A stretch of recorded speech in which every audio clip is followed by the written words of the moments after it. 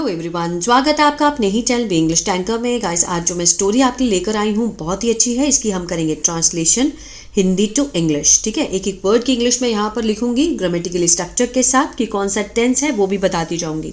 तो जल्दी से इस वीडियो को लाइक कर दीजिए। जो लोग चैनल पर नए हैं सब्सक्राइब कर ले और बेल आइकन को प्रेस करना मत भूलिए ताकि ऐसी ही यूजफुल वीडियो आप तक पहुँचती रहे। चलिए स्टार्ट करते हैं। एक किसान ने अपने पड़ोसी की निंदा की। यहाँ तक है।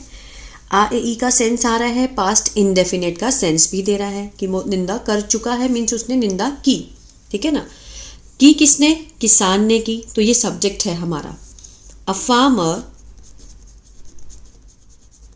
ठीक है, अ फार्मर निंदा की, जो वर्ब होता है जो एक्शन होता है वो लास्ट में होता है। ठीक है, निंदा करना means condemn, condemn second form लगी। ठीक है, किसकी निंदा की? अपने पड़ोसी की, his neighbour. A farmer condemned his neighbour. एक किसान ने अपने पड़ोसी की निंदा की। सब्जेक्ट वर्ब की सेकेंड फॉर्म ऑब्जेक्ट। क्लियर है? चलिए, अपनी गलती का एहसास होने पर वह पादरी के पास क्षमा मांगने गया। ये भी क्या है? पास्ट इंडेफिनिट है। अब अपनी गलती का एहसास होने पर, आफ्टर रियलाइजिंग हिज मिस्टेक, ठीक है, ही वह सब्जेक्ट है हमारा। पहले हमने यहां तक बनाया अपनी गलती का एहसास होने पर।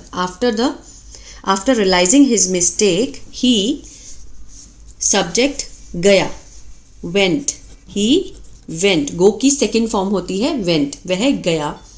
ठीक है, टू द प्रीस्ट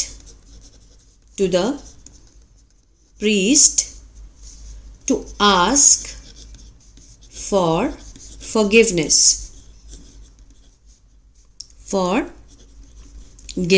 ठीक है ना। ही वेंट, वो गया, टू द प्रीस्ट, पादरी के पास, टू आस्क फॉर मीन्स मांगना। क्या मांगने गया? फॉरगिवनेस, माफी मांगने गया। आगे देखते हैं। पादरी ने उसको कहा कि वह पंखों से भरा एक थैला शहर के बीचों बीच बिखेर दे। ठीक है, वो समझाना चाहते थे पादरी। और उन्होंने कैसे अपनी बात को समझाया? उन्होंने उसको कहा, द प्रीस्ट टोल्ड हिम, उसको कहा, क्या कहा? टू स्कैटर होता है बिखेरना। ठीक है, अ बैग किससे भरा हुआ? फुल ऑफ फेदर मीन्स पंखों से भरा हुआ, जो होते हैं ना पंखों से भरा हुआ जो बैग है वो फैलाने के लिए कहा। कहाँ पर? इन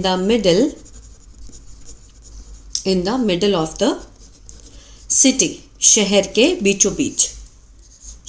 बीचों बीच उन्होंने पंखों से भरा हुआ जो बैग था उसको फैलाने के लिए उसको कहा। नेक्स्ट है, किसान ने वही किया, जो उन्होंने कहा किसान ने वही किया। द फार्मर डिड, डू की सेकेंड फॉर्म, डू मीन्स करना और डिड किया, डिड द सेम। फिर पादरी ने कहा कि जाओ और अब सभी पंख थैले में भर लाओ। ठीक है, उसने ऑर्डर दिया कि then the priest said to go, कि जाओ, गो एंड ब्रिंग, जाओ और ले आओ, ब्रिंग मीन्स ले आना, all the feathers in the bag. ठीक है ना। The farmer did the same, जो प्रीस्ट ने कहा उसने वही किया। फिर प्रीस्ट ने कहा कि जाओ और ले आओ all the feathers in the bag. किसान ने ऐसा करने की बहुत कोशिश की। वो गया, पहले तो उसने बिखेर दिए, फिर पादरी ने कहा कि जाओ और इकट्ठे करके लेके आओ। ठीक है, उसने बहुत कोशिश की। The farmer tried, second form simple past, try means कोशिश करना, ट्राइड मीन्स कोशिश की, हार्ड। ठीक है, to do this, to do this, ऐसा करने की उसने बहुत कोशिश की मगर सारे पंख हवा से इधर उधर उड़ गए थे। But all the feathers were blown, उड़ गए थे। ठीक है, क्या है, पैसिव है। ब्लोन मीन्स उड़ना। हेयर एंड देयर, इधर उधर, here and there by the wind, हवा के द्वारा। हवा के द्वारा जो पंख थे वो इधर उधर उड़ गए थे। ठीक है, ये क्या है, पैसिव है, सिंपल पास्ट का। आगे देखते हैं। जब वह खाली थैला लेकर लौटा, ठीक है, तो पादरी ने कहा कि यही बात हमारे जीवन पर लागू होती है। When he returned, वह लौटा। रिटर्न सेकेंड फॉर्म आएगी, सिंपल पास्ट है। किससे लौटा? विद द एम्प्टी बैग, खाली बैग के साथ जब वो लौटा वापस, तो प्रीस्ट ने क्या कहा? द प्रीस्ट सेड, उसने क्या कहा? यही बात हमारे जीवन पर लागू होती है। Said that the same thing जो है, the same thing applies to our lives. अब यहाँ पे ये क्या है, एक्शन है, इसके साथ एस लगा है तो प्रेजेंट इंडेफिनिट का सेंस दे रहा है। लागू होती है, the same thing applies to our lives, हमारे जीवन में अप्लाई होती है।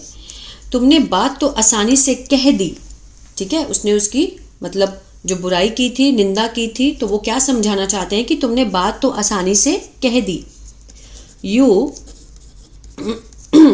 सेड इट ईजिली, लेकिन उसे वापस नहीं ले सकते। But you can not take it back. ठीक है, कैन नॉट मीन्स सकता है, सकते हैं का सेंस आता है। यू कैन नॉट, अब नहीं ले सकते तो can not take it back, वापस नहीं ले सकते। इसलिए शब्दों के चुनाव में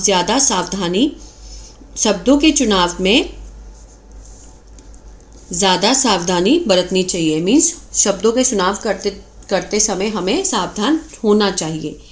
हेंस यू शुड बी होना चाहिए। You should be more careful in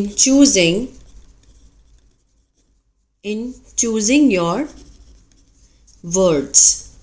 ठीक है, जब हम अपने शब्दों का चुनाव करें तो हमें क्या होना चाहिए? More careful.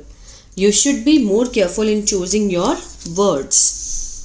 क्या है इस स्टोरी का जो सार है?